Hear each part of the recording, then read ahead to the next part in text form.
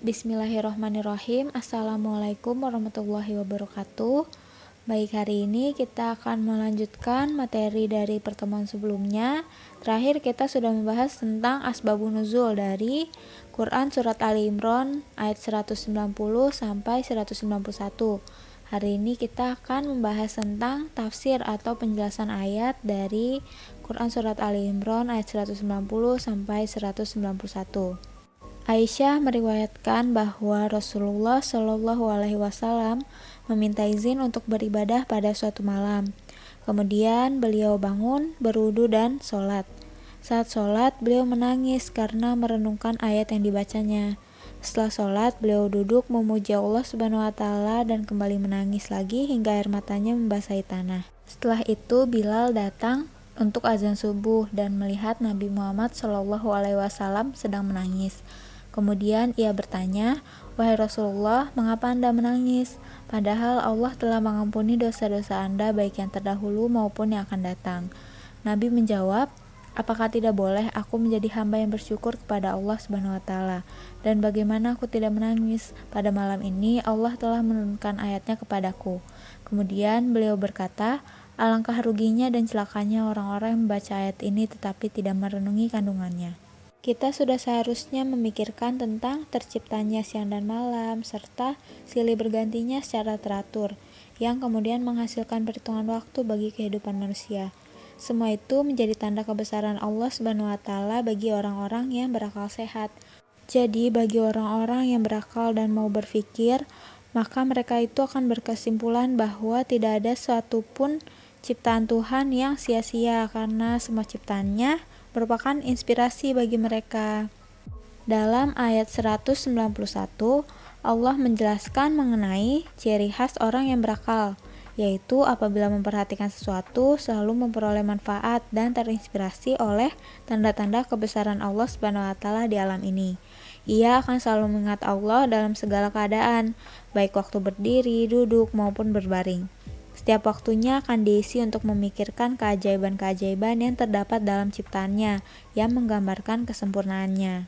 Jika kita pikirkan secara kritis mengenai penciptaan langit dan bumi, maka kita akan menyadari bahwa penciptaan langit dan bumi, pergantian siang dan malam, hal tersebut merupakan hal yang sangat rumit, sangat kompleks, bahkan terus-menerus menjadi lahan penelitian oleh manusia, bahkan sejak awal lahirnya peradaban. Banyak ayat yang menginspirasi dan memotivasi manusia untuk terus meneliti alam raya ini. Di antaranya adalah Al-Quran surat Al-A'raf ayat 54 yang menyebutkan bahwa penciptaan langit itu terjadi dalam 6 masa. Fi sittati ayyam, artinya terjadi dalam 6 masa. Selanjutnya, banyak ilmuwan yang akhirnya tertarik untuk membuktikan mengenai penciptaan langit dan bumi dalam 6 masa ini. Salah satunya adalah Dr. Ahmad Marconi. Penjelasan mengenai 6 masa dari Dr. Marconi secara ringkasnya adalah masa pertama itu terjadi sejak peristiwa dentuman besar atau Big Bang sampai terpisahnya gaya gravitasi dari gaya tunggal atau superforce. Yang masa yang kedua, masa terbentuknya inflasi jagat raya namun belum jelas bentuknya dan disebut dengan cosmic soup atau subkosmos. Selanjutnya, masa ketiga ini masa terbentuknya inti-inti atom di jagat raya. Masa keempat, elektron-elektron mulai terbentuk.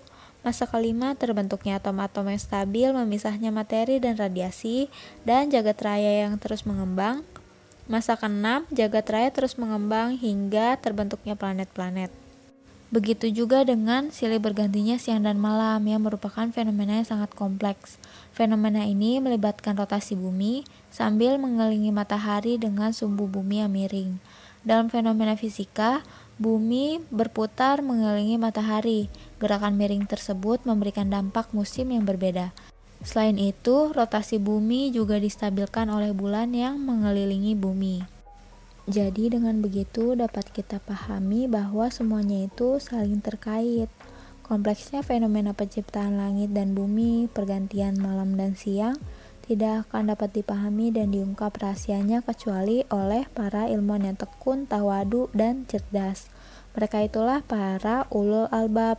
Jadi, berpikir kritis yang dimaksud adalah memikirkan dan melakukan tadabbur semua ciptaan Allah. Dengan demikian, kita akan sadar betapa Allah adalah Tuhan Pencipta yang Maha Agung, Maha Pengasih lagi Maha Penyayang, dan akan mengantarkan kita menjadi hamba-hamba yang bersyukur, yaitu hamba yang selalu beribadah dengan ikhlas. Baik, sekian materi yang dapat saya sampaikan hari ini. Kurang lebihnya mohon maaf. Wassalamualaikum warahmatullahi wabarakatuh.